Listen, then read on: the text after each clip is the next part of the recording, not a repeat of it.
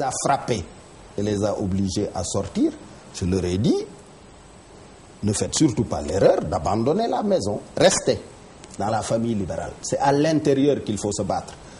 Faut pas dire on m'a chassé donc je vais combattre. D'ailleurs, l'argument contre eux c'est quoi? Tant que vous étiez dans le système, vous la fermiez. Maintenant qu'on vous a chassé, vous parlez.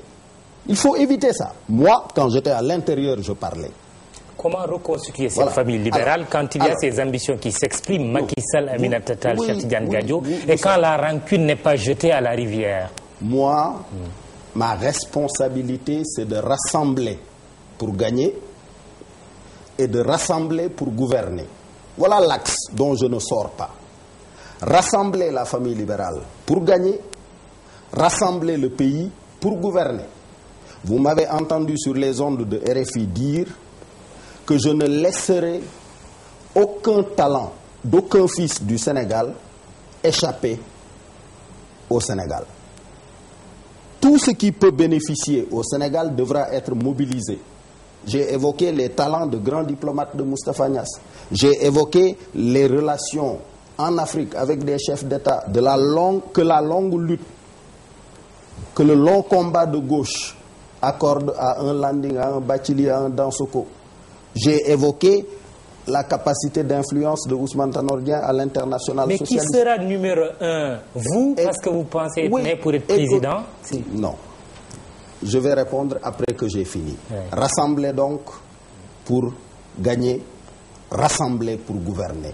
Tous les talents du Sénégal, la situation est telle que seul un vaste rassemblement permettra de gagner. Et je discute dans cette direction.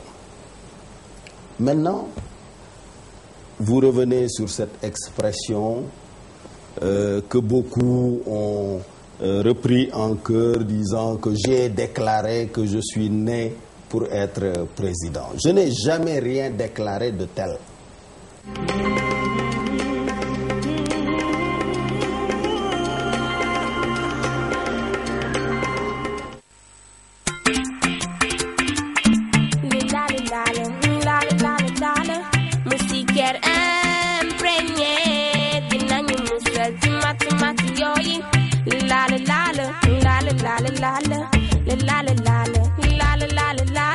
juróom-ñeenti waxtu ci guddi jot na mbaa yàgg sa njaboot fàttewu leen seen moustiquaire imprégné man la Youssou Ndour fanaan jàmm.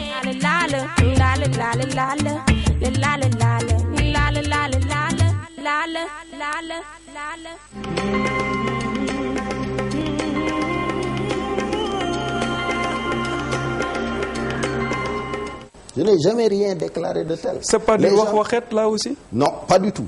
Les gens ont dit qu'ils ont vu dans mon site internet un article disant ça. C'est faux. Ce qui est vrai, c'est que effectivement, un journal de Princeton qui s'appelle The Princeton Packet, le 17 mai 1996, a reçu une dame du nom de Elizabeth Spear qui a accordé une interview où elle a déclaré ceci: Idrissa will someday be president. Idrissa will become president of Senegal so young and retire so soon. I believe he will have a second career as elder statesman, uniting the nations of Africa by 2040. Voilà ce qui a été posté. Traduit en français? Je vous laisse la traduction. Mais en tout cas, c'est cette interview dans le Princeton Packet qui dit Idrissa Seck sera un jour président. Voilà ce que Madame Elizabeth Spear, le 17 mai 1996, dans un journal de Princeton qui s'appelle The Princeton Packet, a dit. Et elle a dit, il sera président jeune, il se retirera suffisamment tôt et entamera une seconde carrière comme homme d'État confirmé au service de l'unification des nations africaines avant l'année 2040. Et vous pensez que cette prédiction va se réaliser? Je prie pour. Et j'espère que vous priez aussi à mes côtés. Si on revient un peu à la force du PDS. Vous disiez tantôt que Abdoulaye Wade a mis les 25% parce qu'il savait qu'il ne peut pas les avoir. Aujourd'hui, il y a 11 ans de gouvernance, avec tout ce qui s'est passé, la famille libérale est divisée. Est-ce que vous pensez qu'aujourd'hui, si vous appuyez sur la famille libérale, vous pouvez gagner? Non, mais je ne m'appuie pas exclusivement sur la famille libérale. Je vous ai dit que je souhaite rassembler. Pour gagner, il faut rassembler au maximum. Donc, je suis dans le processus de rassemblement. Je suis dans les discussions. Avec qui? Vous verrez. Vous le verrez. Je discute avec tout le monde. Puisque je prépare les deux choses à la fois. Rassembler pour gagner et rassembler pour gouverner. Je l'ai commencé depuis longtemps. Souvenez-vous, en 2000, je disais attention, il ne faut pas que ce qui est arrivé en Côte d'Ivoire nous arrive. Je suis allé, moi, en Côte d'Ivoire pendant la crise, en tant que ministre d'État, directeur de cabinet, parler aux leaders ivoiriens. Et à l'époque, je leur disais, vous êtes 5 ou 4, chacun a à peu près un quart ou moins, 20% de l'électorat. On ne gouverne pas un pays avec ça. Vous êtes obligés de vous mettre ensemble. 2 à 2, 3 à 3, ou je ne sais pas comment vous allez faire, mais vous êtes obligés de vous mettre ensemble. C'est ce qu'ils ont fait avec cette union des oufouettistes, mais ils l'ont fait après 10 ans de guerre, de destruction, de catastrophe. On ne doit pas arriver à ça ici. Nous devons avoir l'intelligence et la sagesse de dire que notre responsabilité première, c'est de garantir la stabilité du pays. Donc nous devons nous rassembler. Mais comment rassembler au moment où chacun d'entre eux est aussi ambitieux que vous? Aucun souci. Moi, je crois en la démocratie sénégalaise, je crois en la sagesse du peuple sénégalais. Contrairement à Wade qui s'imagine que c'est son rôle de se choisir un successeur, moi je crois qu'à tout moment de son histoire, le peuple sénégalais, les 13 millions de Sénégalais, ont la sagesse et la capacité de se choisir une équipe dirigeante de qualité. Donc, laissons la compétition se dérouler. Oui, faisons confiance aux Sénégalais sur leur capacité à choisir un président de la République. C'est pour ça que je condamne et rejette l'idée d'un président de transition promu par une certaine opposition parce que je considère que c'est coûteux et c'est de l'instabilité aussi additionnelle pendant la phase transitoire. Concrètement, vous allez vous appuyer sur quelle plateforme? Vous êtes exclu du PDS, vous n'avez plus votre Réumi, vous vous appuyez sur quoi? Non, Réumi, je l'ai toujours. Si le Réumi disparaît, le pays disparaît. Non, votre Réumi à vous. Notre Réumi. Qui n'a pas de récépissé. Notre Réumi. Oui, non. Nous allons nous organiser pour nous doter d'un cadre légal qui va accueillir l'ensemble des personnes qui supporteront ma candidature. Ne vous inquiétez pas à ce sujet. Le moment venu, vous en serez informés. Mais nous prenons le temps de travailler. Idrissa Seck, n'avez-vous pas l'impression d'être en session de rattrapage de l'histoire qui s'est accélérée fortement avec la naissance du mouvement du 23 juin? Et du mouvement Y'en a marre aussi. Mais pas du tout. Ce sont ces mouvements qui m'ont rattrapé et qui m'ont rejoint dans mon combat. Ce n'est pas l'inverse. Mais vous êtes là pour en témoigner. Ne dites pas ah bon et ne faites pas le surpris. Qui a été le premier à combattre et à payer le plus lourd tribut cette dévolution monarchique du pouvoir?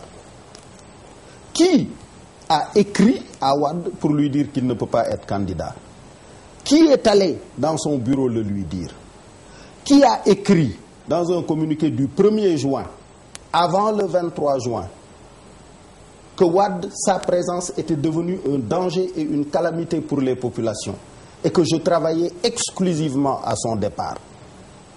Mais quand je disais ça, il n'y avait pas eu encore le 23 juin. Oui, tout ça est bien beau, mais vous n'étiez pas sur le terrain le jour du 23 juin. On ne vous a pas vu. Non. Du côté des manifestants, on n'a pas vu vos partisans de manière active. Non. Vous avez vu des militants se réclamant de moi parmi les manifestants. Ça, il ne faut pas le nier. Et d'ailleurs, je ne cherche pas à récupérer ce mouvement. C'est un mouvement populaire, spontané. Ce n'est pas le fait d'un parti politique. C'est un mouvement du peuple. Et moi, je continue encore aujourd'hui de souhaiter que le peuple ne soit pas brûlé, que le peuple ne soit pas réduit en cendres, que le pays, puisque nous n'aurons pas les moyens de reconstruire si nous détruisons le peu que nous avons. Nous devons, avec responsabilité, exercer une pression suffisamment forte sur le président de la République pour l'amener à honorer ses engagements et à respecter la Constitution. Autrement dit, vous condamnez les émeutes du 25 juin contre... Excusez-moi, je termine la question. Oui. Émeute qui aurait amené Karim Wade à appeler son ami Robert Bourgi, que vous connaissez très bien, qui vous a dit qu'il vous a rencontré. Karim Wade lui-même a fait une lettre ouverte aux Sénégalais. Qu'est-ce que vous pensez de cette situation? Oui, moi je préfère parler des acteurs politiques. Je ne parle pas de quelqu'un qui représente que lui-même ou sa famille. Je préfère parler des acteurs politiques qui ont des suffrages, qui ont gagné des choses, qui sont députés, qui sont maires, qui sont... etc. Mais il est quand même conseiller municipal, Karim Wade, si on parle de lui. Bon. Je préfère ne pas parler de lui pour être extrêmement clair. En tout état de cause, l'appel à des forces étrangères pour stabiliser la situation du Sénégal, s'il a eu lieu, est d'une extrême gravité. S'il a eu lieu, vous en doutez? D'abord parce que je n'ai pas de raison d'en douter. Hein. Vous l'avez dit, je connais bien monsieur Robert Bourgi. Quelles sont vos relations, monsieur le Premier ministre? A priori, je ne lui connais pas de légèreté dans la gestion de ces questions sensibles, parce qu'il a bien conscience de ses devoirs de ce point de vue-là. Mais, en tout cas, un tel appel, non seulement offense nos vaillantes forces de sécurité nationales, mais outrepasse les prérogatives de celui qui l'aurait lancé. Et c'est d'une extrême gravité. Maintenant, sur le reste... Je reviens à la charge, monsieur le Premier ministre, parce que Robert Bourgi s'est invité de manière un peu intempestive dans le débat politique au Sénégal. Quelles sont vos relations avec Robert Bourgi? Non, qu'est-ce qu'il a dit? Des relations normales de quelqu'un qui joue un rôle et que je connais. Qu'il vous a rencontré par 3 fois ces derniers temps. Oui, qui m'a rencontré pour discuter de l'Afrique, pour discuter du Sénégal, pour discuter de la politique française. Jamais d'un ticket de son fils, d'un ticket? Non, jamais. De façon extrêmement formelle, je l'ai dit, et lui-même l'a dit, et l'ambassadeur de France au Sénégal l'a dit, il n'a jamais été question à aucun moment de discussion de ticket à Paris. À aucun moment. Mais comment voulez-vous que je puisse vous regarder, vous Mahmoudou, vous Alassane? Comment voulez-vous que je puisse regarder le peuple sénégalais en face en leur disant, celui-là ne peut pas être candidat, mais je fais un ticket avec lui? Mais j'aurais ruiné toute ma crédibilité. J'aurais été disqualifié pour faire de la politique au Sénégal. Mais quand même, prêtez-moi un minimum de bon sens. Ça n'a absolument aucun sens. Aucun. Oui. Monsieur le Premier ministre, malgré votre parcours, la politique que vous avez fait, vous étiez deuxième en 2000 à 2007, l'histoire de Saint-Jean-de-Thiès reste encore comme un boulet dans votre politique. Les gens parlent tout le temps de ça, reviennent sur cette question-là. Est-ce qu'aujourd'hui, vous pouvez donner un éclairage sur cette question au Sénégalais? Encore. Vous avez besoin d'éclairage. Continuez à parler encore de ça. Non, je pense que personne de sérieux et de crédible n'en parle. Il faut en parler parce que ça a ruiné quelqu'un, un entrepreneur sénégalais du nom de Barata. Absolument. De ce point de vue, ça fait partie des dégâts collatéraux du complot d'État qui a été organisé contre moi. Il y avait un seul objectif, détruire le fils d'emprunt pour installer le fils biologique. Il n'y a aucun autre motif. Mais comment pouvez-vous expliquer cela avec Abdoulaye Wade, avec tout ce que vous avez vécu, qui décide de vous détruire comme ça, 30 ans de compagnonnage? Vous savez, dans nos familles africaines, quand vous avez un neveu qui grandit avec vous, à qui vous confiez tout, et un beau jour, votre fils veut sa place, vous ne vous en séparez pas comme ça facilement. Ça vous gêne. Vous êtes obligé de donner des raisons extrêmement graves pour le faire. Sinon, vous passez pour un traître au regard de la culture. C'est ça qui s'est passé, c'est tout. Et ça, je l'ai dit à Macky Sall, dont on a parlé tout à l'heure.